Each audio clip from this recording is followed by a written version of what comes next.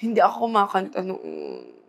Kasi yung mama ko, siya talaga yung singer noon pa lang. And also yung brother ko si Silas, he's a singer-producer. So, talagang yung family namin inclined sa music.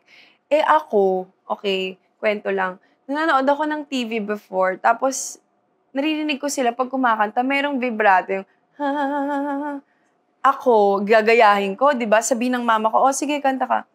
Ako, "Some people want it all, ha, ha." Para akong kambing. Talaga na ever since sinabihan ako ng mama ko na para nga akong kambing kumanta, hindi ko na siya tinry talaga. Kahit yung sa CR, kakanta ako kapag wala sila sa bahay, ganong levels. Until siguro napa-realize na lang din sa akin ng starstruck na, alam mo yun, marunong ka naman kumanta, kaya mo naman kumanta, so i-push mo.